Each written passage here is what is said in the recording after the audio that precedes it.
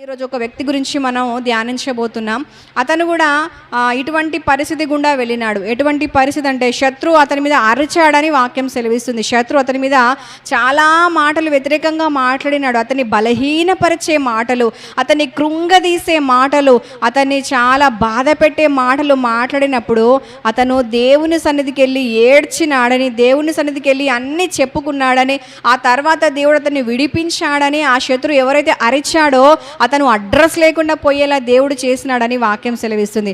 ఆ వ్యక్తి ఎవరు, ఆ సందర్భం ఏమిటి, ఆ సంఘటన ఏమిటి, మనం కొంచెం లోతుగా ధ్యానం చేద్దాం.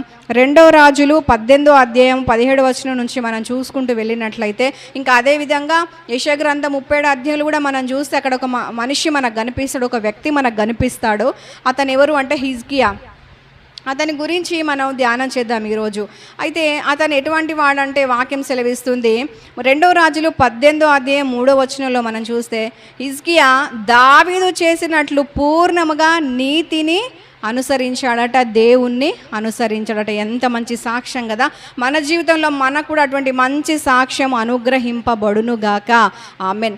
దావీదు తర్వాత హిజ్కియానే మళ్ళీ దేవునికి ఇష్టానుసారంగా బ్రతికిన వ్యక్తి అని వాక్యం సెలవిస్తుంది. పూర్ణంగా సగం సగం కాకుండా, సగం సగం భక్తి, ఒకరోజు లేకపోవడం, ఒకరోజు ప్రార్థన, ఒకరోజు లేకపోవడం, ఒకరోజు నీతి, ఇంకొక రోజు అవినీతి కాదు. అతను ప్రతిరోజు కూడా ఈ విధంగా పూర్ణంగా చాలా మట్టుకు శక్తి లోపం లేకుండా దేవుని వెంబడించడానికి ఎంతో ప్రయాసపడ్డాడు. మంచిని అనుసరించడం చాలా ప్రయాసే. అందుకే దేవుడు 1 కొరింథీ 14వ అధ్యాయం 1వ వచనంలో ఏమంటున్నాడు అంటే, ప్రయాసపడండి, ఎందుకొరకు ప్రేమించడానికి ప్రయాసపడండి. నిజంగా ప్రేమించడం అస్సలు మనకు సాధ్యం కాదు. ఎల్లప్పుడూ ప్రేమించగలుగుతామా? మనకి ఇష్టం లేనప్పుడు, ఏదైనా మనకి ఇష్టం లేని కార్యం చేసినప్పుడు ప్రేమించగలుగుతామా? కోపం వస్తుంది కదా.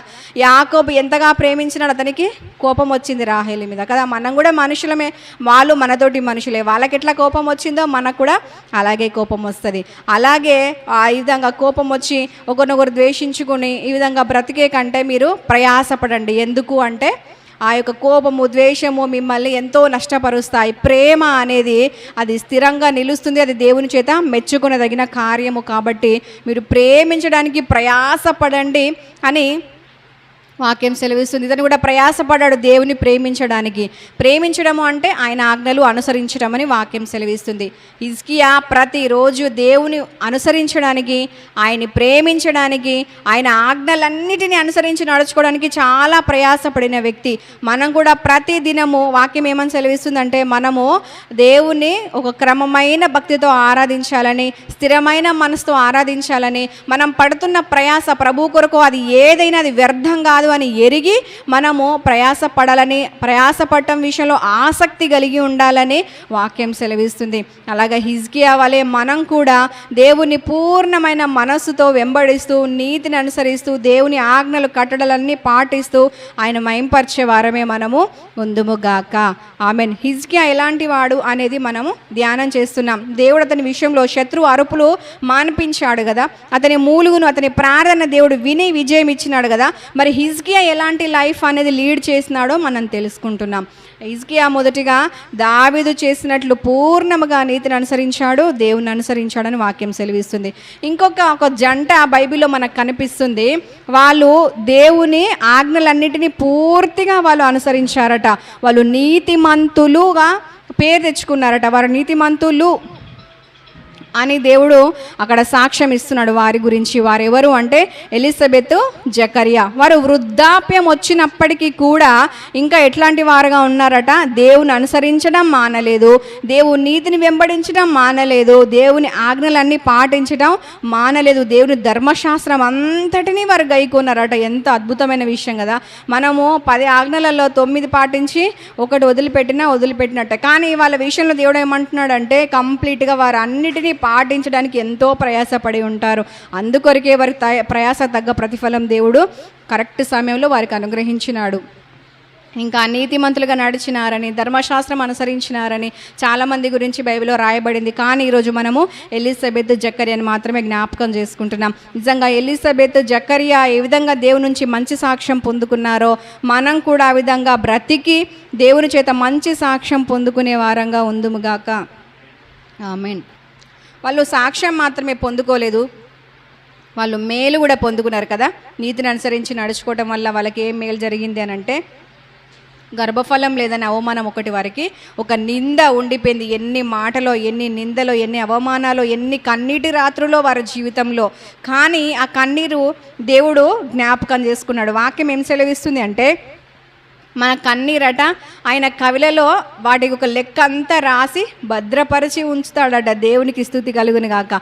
మన కన్నీరు మనుషులు లెక్క చేయకపోవచ్చు, కానీ దేవుడు తప్పకుండా లెక్క చేస్తాడు. మన కన్నీరు ఎంత కార్చబడిందో, మనం ఏ సందర్భాల్లో ఏడ్చినామో, మనము చాటుగా ఎప్పుడు ఏడ్చినామో, మనుషుల ముందు ఎప్పుడు ఏడ్చినామో, దేవుని తలుచుకొని ఎప్పుడు ఏడ్చినామో, అసలు ఏ కారణం చేత ఏడ్చినామో, మన కన్నీటికి కారణం ఏమిటో, ఆయన కన్నీటిని చూసి కరిగిపోయే దేవుడు, కదిలిపోయే దేవుడు, కార్యం చేసే దేవుడు కనుక ఆయన మన కన్నిటిని జ్ఞాపకం చేసుకుంటున్నాడు. వీరి కన్నిటిని జ్ఞాపకం చేసుకొని ఆయన అనుకున్న సమయంలో వారికి సహాయం చేసినాడు. అలాగే ఎలిజబెత్ జకరియా విషయంలో కార్యం చేసిన దేవుడు ఈరోజు మనకెటువంటి కన్నీరు ఎదురైందో ఆ కన్నీటిని దేవుడు నాట్యంగా మార్చునుగాక, మన అంగలార్పు నాట్యంగా మార్చునుగాక, మన కన్నీరు ఆయన కవిలలో భద్రపరచబడునుగాక, వాటికి తగ్గ ప్రతిఫలాలు ప్రభు మనకు దయచేయునుగాక.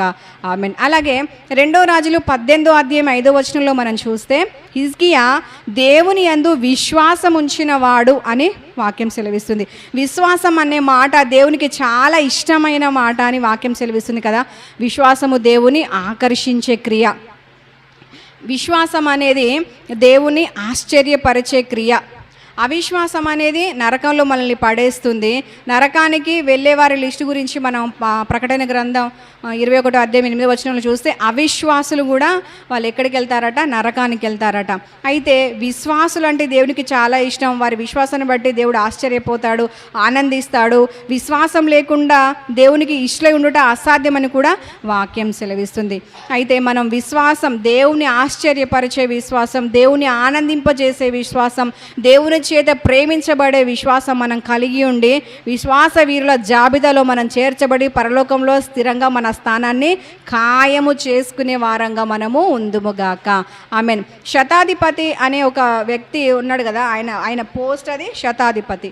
అయితే అతని విషయంలో దేవుడు కూడా, యేసయ్య కూడా ఒక మాట అన్నాడు, ఎంత గొప్ప విశ్వాసం ఇతను కలిగి ఉన్నాడు, ఇశ్రాయేలు ప్రజల్లో సహితము ఇటువంటి విశ్వాసాన్ని నేను ఎప్పుడు చూడలేదని చెప్పేసి లూకా 7వ అధ్యాయం 9వ వచనంలో యేసయ్య అంటాడు. శతాధిపతి విశ్వాసం యేసయ్యను ఆశ్చర్యపరిచింది. మనం కూడా అటువంటి గొప్ప విశ్వాసంతో దేవుణ్ణి ఆశ్చర్యపరిచే వారంగా, దేవుణ్ణి ఆనందింపచేసే వారంగా మనము ఉందుముగాక. ఆమెన్. ఇంకా దేవుడు బైబిల్లో ఒక ఆమెను అమ్మా అని విశ్వాసం గొప్పదన్నాడు. ఎవరు ఆమె తెలుసా? సురోఫెనికయ వంశమందు పుట్టిన గ్రీసు దేశస్త్రాలు ఒక ఆమె ఏం చేసిందంటే, తన కుమార్తె విషయంలో తనకు సహాయం కావాలని యేసయ్య దగ్గరికి వచ్చి ఆయన దగ్గర వేడుకొని ఆయన చేత ఇటువంటి ప్రశంస పొందుకున్న సందర్భంలో ఈ మాట పలకబడింది, అమ్మా నీ విశ్వాసం గొప్పది. మనల్ని పిలిచి దేవుడు ఏమంటాడు? అమ్మా నీ విశ్వాసం గొప్పది అంటాడా? అమ్మ ఏందమ్మా నీ కొంచెం కూడా విశ్వాసం లేదు అంటాడా? మన పరిస్థితి ఎట్లుంది? మన సాక్ష్యం ఎట్లుంది? మనము కూడా ఆ తల్లి వలె అమ్మా నీ విశ్వాసం గొప్పది అనిపించుకునే స్థాయిలో మనం ఎదుగుదుముగాక. ఆమేన్. మత్తయి సువార్త 15వ అధ్యాయం 28వ వచనంలో ఈ మాట మనకు కనిపిస్తుంది, అమ్మా నీ విశ్వాసం గొప్పది అని. అయితే ఇంకా మనం చూస్తే హిజ్కియా జీవితం గురించి, అతను ఎటువంటి వాడు, అతని విషయంలో శత్రు అరుపులు అణచివేయబడటానికి, అతనికి మేలు కలగడానికి కారణం అతని జీవితం ఎట్లుంది. మనకు ఒక మేలు కలగాలంటే మన దగ్గర దేవుడు కొన్ని చూస్తాడు, కొన్ని పరీక్షిస్తాడు. మరి మన జీవితం ఎట్లుంది? మనకు దేవుడు మేలు చేయడానికి సిద్ధంగా ఉన్నాడు, కానీ వాటిని పొందుకునే అర్హత మన దగ్గర ఉందా?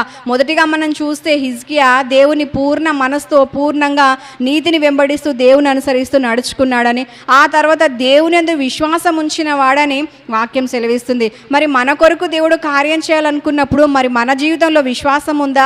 దేవుని పూర్ణంగా వెంబడిస్తున్న సాక్ష్యం ఉందా? మనల్ని మనం పరీక్షించుకోవాలి. ఇంకా హిజ్కియాలో ఉన్న ఇంకొక లక్షణం ఏమిటి అంటే, తన దేవుడైన యెహోవాను హత్తుకున్నాడని, వెనుక తీయక ఆజ్ఞలన్నీ అనుసరించాడని 2 రాజులు 18వ అధ్యాయం 6వ వచనంలో మనకు కనిపిస్తుంది. ఏమిటట? దేవుణ్ణి అతను హత్తుకున్నాడట, వెనుక తీయక వెంబడించాడట. అయితే మన పరిస్థితి ఎలా ఉంది? మనం దేవుని హత్తుకుంటున్నామా?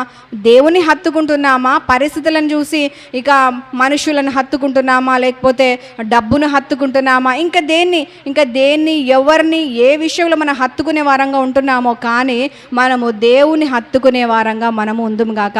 అయితే దేవుని వాక్యం ఏం సెలవిస్తుందంటే, ఇద్దరు భార్యాభర్తలుగా జత చేయబడినప్పుడు వారు తల్లిదండ్రిని విడిచి వారిద్దరు హత్తుకుంటారని వాక్యం సెలవిస్తుంది. దాని విషయంలో నేనేం తప్పు పట్టడం లేదు, కానీ మనం ఏం చేయాలంటే ఫస్ట్ ప్రియారిటీ దేవునికి ఇవ్వాలని మనం తెలుసుకుంటున్నాం.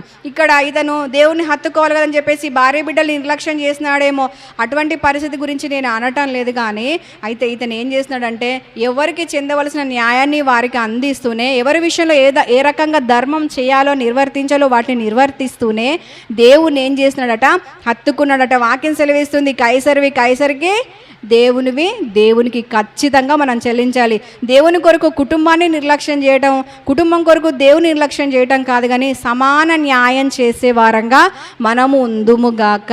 ఆమెన్. ఇక్కడ హిజ్కియా విషయంలో సాక్ష్యం ఏమని వస్తున్నది దేవుని నుండి అంటే, దేవుడైన యెహోవాను హత్తుకున్నాడట. హత్తుకోవడము అంటే పూర్తిగా ఆయనను అంటి పెట్టుకొని ఉండటం. మరి మనం ఎట్లున్నాం? సగం ఇటు సగం అటు. దేవుడు ఏమంటున్నాడు? సగం ఇటు సగం అటు మీరు ఉండకూడదు, నులివెచ్చగా అసలే ఉండకూడదు. భక్తి విషయంలో, విశ్వాసం విషయంలో మీరు ఉంటే పూర్తిగా లోకం పక్షంగా ఉండండి, లేకపోతే నా పక్షంగా ఉండండి, కానీ మీరు అటు ఇటుగా ఉంటే నాకు అది ఇష్టం కలగదని చెప్పేసి దేవుడు సెలవిస్తున్నాడు.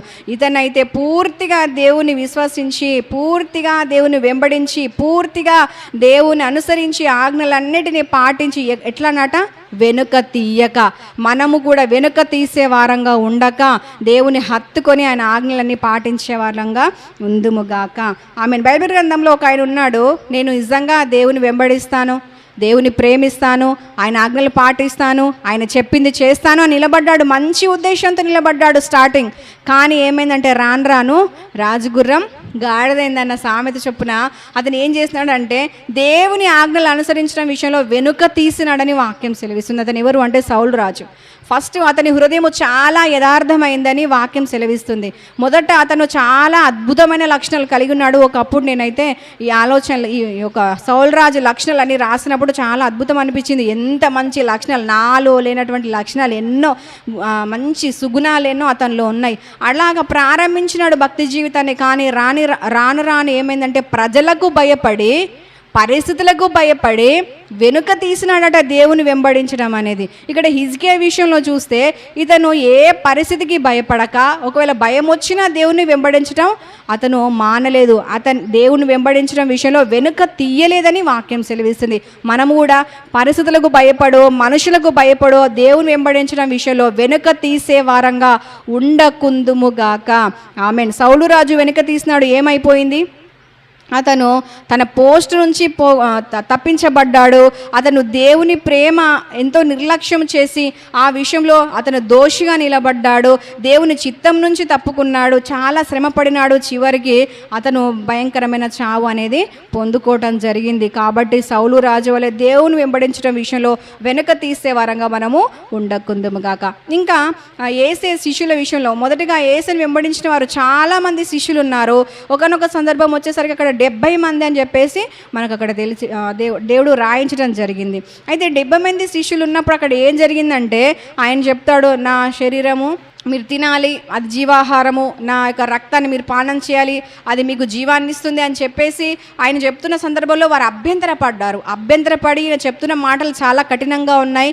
ఈ కఠినమైన మాటల్ని మేము యాక్సెప్ట్ చేయలేమని చెప్పేసి వాళ్ళు ఏం చేస్తున్నారట? వెనుక తీసినారని వాక్యం సెలవిస్తుంది. 12 మంది శిష్యులు, అందులో ఒక ఆయన తప్పిపోయినప్పటికీ 11 మంది మాత్రం దేవుని కొరకు ఎటువంటి ఆటుపోటులు ఎదురైనా, ఎన్ని శ్రమలు ఎదురైనా వారు నిలబడి వారు దేవుని వెంబడించినారో, ఎంత మంచి పొజిషన్లో వారు ఉన్నారో బైబిల్లో మనం చూస్తున్నాం కదా.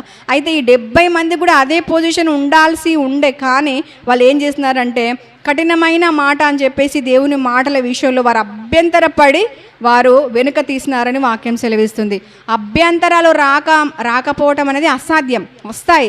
కానీ ఎవరి వల్ల అభ్యంతరాలు వస్తాయో ఆ మనిషికి శ్రమ అన్నాడు దేవుడు. కాబట్టి ఏ విధంగా మన జీవితంలో అభ్యంతరాలు ఉండకూడదని దేవుడు సెలవిస్తున్నాడో, ఉండకూడదని దేవుడు సూచిస్తున్నాడో, ఆ విధమైన అభ్యంతరాలు, దేవుని చిత్తం నుంచి మనల్ని తప్పించే అభ్యంతరాలు, పరలోకం నుంచి మనల్ని కల్పించే అభ్యంతరాలు మన జీవితంలో మన హృదయంలో నుండి తొలగిపోవునుగాక.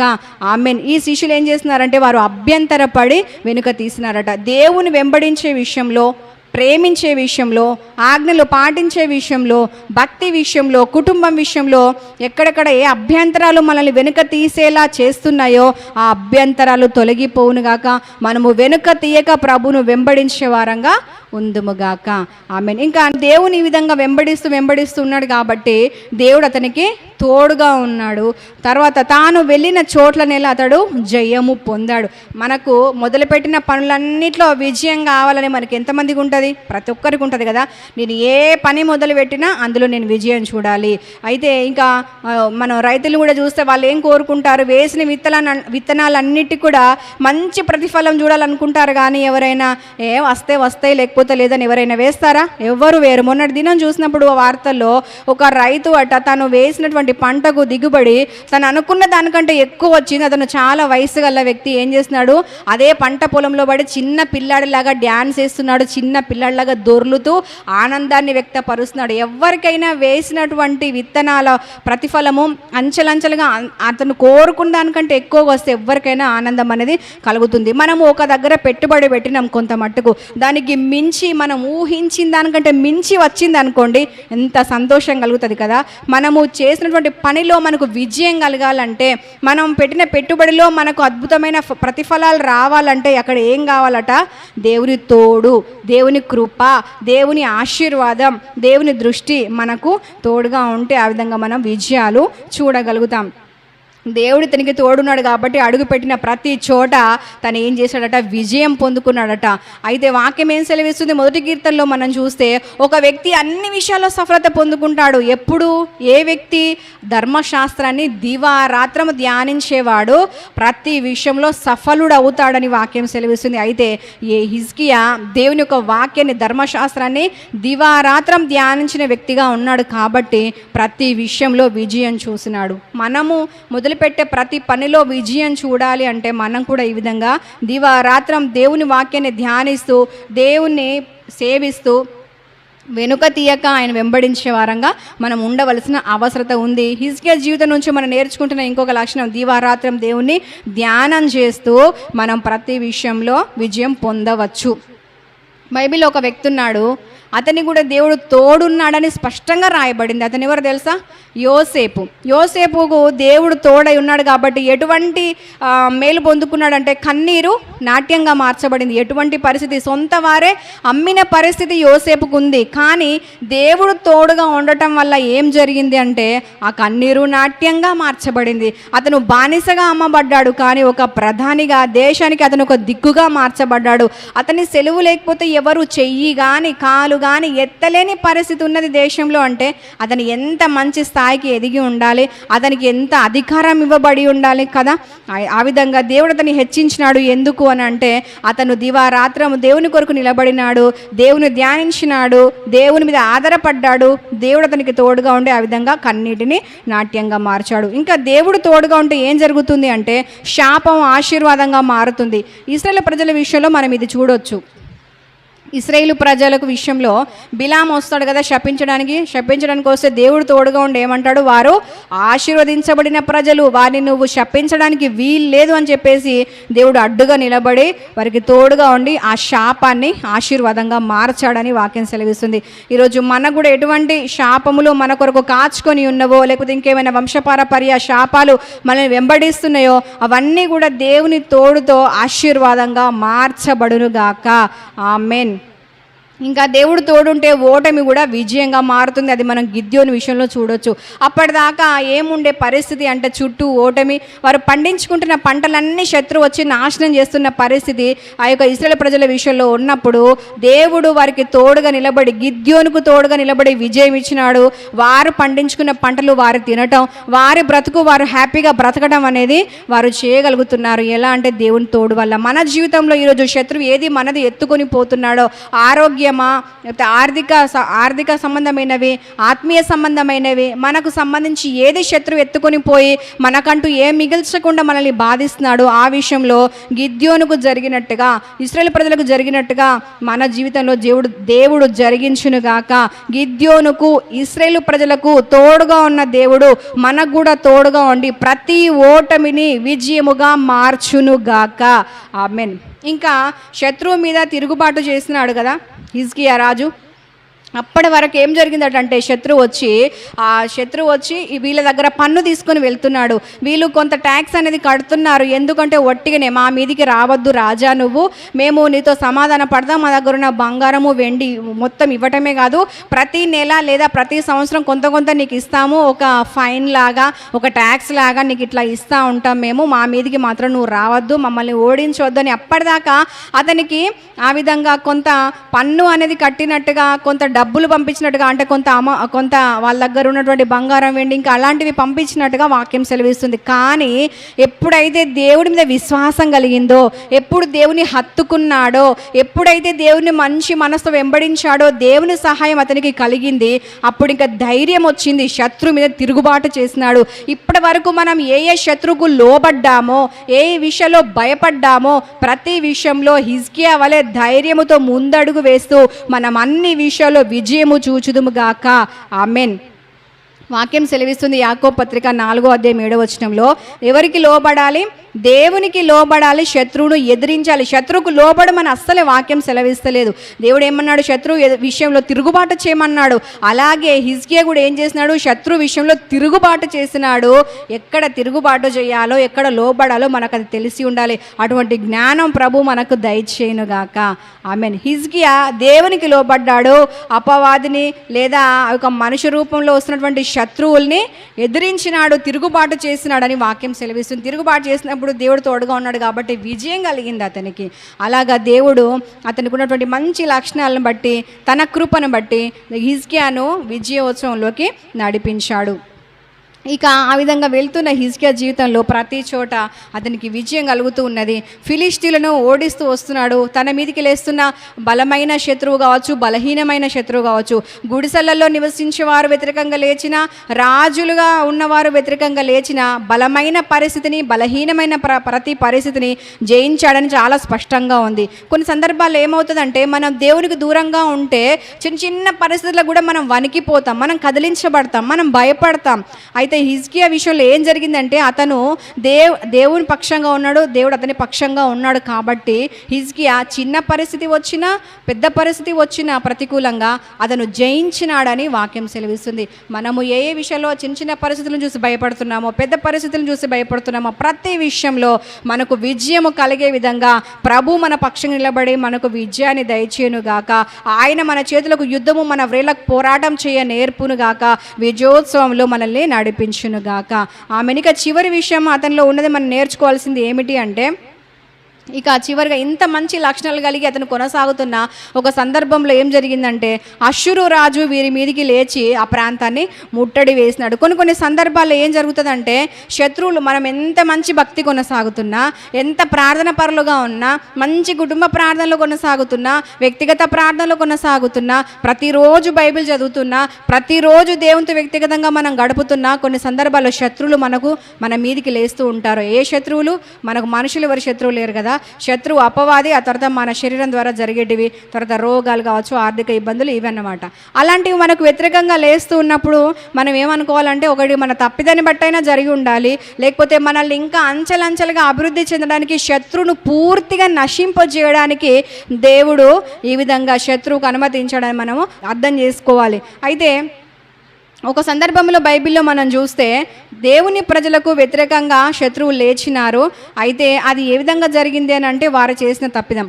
మనం చూస్తే ఎరుకో సందర్భంలో ప్రజలు వెళ్తారు కదా, వెళ్ళి అక్కడ శపితమైంది ఏం తీసుకోవద్దని అన్నప్పుడు ఆకాను తీసుకొని వస్తాడు శపితమైందని. కొన్ని సందర్భాల్లో శపితమైన విషయాలను, శపితమైన వస్తువులను మనము తీసుకున్నట్లయితే, శపితమైనటువంటి పరిస్థితిని మన జీవితంలోకి ఆహ్వానించినట్లయితే, ఓటమి దానంతటా అదే డోర్ ఓపెన్ అయినట్టుగా వచ్చేస్తుంది. కాబట్టి మనం ఏం చేయాలంటే, ఏ శపితమైన దానికి మనం ఆశ పడకుందుముగాక, ఏ శాపగ్రస్తమైన పరిస్థితిని మన జీవితంలోనికి అనుమతించకుందుముగాక. ఆమేన్. ఆకాను శపితమైందని ఆశించినాడు కాబట్టి ఏమైందంటే వారికి ఓటం అనేది వచ్చినట్టుగా వాక్యం సెలవిస్తుంది, శత్రువు లేచినట్టుగా వాక్యం సెలవిస్తుంది. కాబట్టి ఈరోజు మన మీదకి ఒకవేళ ఏదైనా మనం చేసిన తప్పును బట్టి శాపం మన మీదకి వస్తే, రోగం మన మీదకి వస్తే, శత్రు మన మీదకి వస్తే ఒప్పుకొని విడిచిపెడదాం. అలాంటప్పుడు దేవుడు మనకు విజయం ఇస్తాడు. కాబట్టి ఆకాను వలె మనము హాయి వారి మీద ఈ యొక్క ఎరుక విషయంలో అతను చేసిన తప్పును బట్టి హాయి విషయంలో వీరికి ఓటమి కలిగిందని వాక్యం సెలవిస్తుంది. అలాగా మనం ఆకాను వలె మనము తప్పిదములు చేసి మనము శ్రమను, శిక్షను, రోగాలను, సమస్యలను తెచ్చుకునే వారంగా ఉండక, మనము ఈ యొక్క శపితమైందని ఆశించక, ప్రభు ఏది ఇస్తాడో దాన్ని బట్టి మనం సంతోషిస్తూ ప్రభుకు అనుకూలంగా మనము బ్రతుకుదుముగాక. ప్రతి శాపం నుంచి విమోచింపబడి, ప్రతి ఒక్క కీడు నుంచి మనం తప్పించబడి, మనం ఆశీర్వాదంకు వారసులంగా బ్రతుకుదుముగాక. ఆమేన్. కొన్ని సందర్భాల్లో ఏం జరుగుతుందంటే శత్రువును పూర్తిగా నాశనం చేయడానికి దేవుడు మనల్ని తరముమని శత్రువుకు అవకాశం ఇస్తాడని చెప్పేసి మనం విన్నాం కదా. ఇది ఎక్కడ మనం చూస్తామంటే ఇశ్రాయేలు ప్రజల విషయంలో వారు కనాను యాత్రలో వెళ్తున్నప్పుడు ఫరో సైన్యం తరమడం చూస్తాం కదా. అక్కడ మోషే ఒక మాట పలుకుతాడు, ఏమంటే ఇప్పటి వరకు మీరు చూసిన ఐగుప్తీలను ఇక ముందు మీరు చూడరు అన్నారు. ఈ వాగ్దానం మన జీవితంలో కూడా ఈరోజు నెరవేర్చబడును గాక. ఆమేన్. ఇంతవరకు మన జీవితాల్లో శత్రువు ఎక్కడెక్కడ మనల్ని తరుముతూ వస్తున్నాడో, ఎక్కడెక్కడ మనం ఇంకా పారిపోతున్న పరిస్థితి ఉందో ఆ ప్రతి చోట ఇంతవరకు చూసిన ఈ యొక్క శత్రువులు మనం ఇక ముందు చూడకుందుముగాక. ఆమేన్. ఫరో సైన్యం సముద్రంలో మునిగిపోయింది, తర్వాత హాయి ప్రజలు కూడా నశించిపోయినారు. ఆ విధంగా దేవుడు శత్రువులను పూర్తిగా అణచివేసి దేవుని ప్రజలకు విజయం ఇచ్చినాడు. ఆ విధమైన విజయం ప్రభు మనకు కూడా దయచేయునుగాక.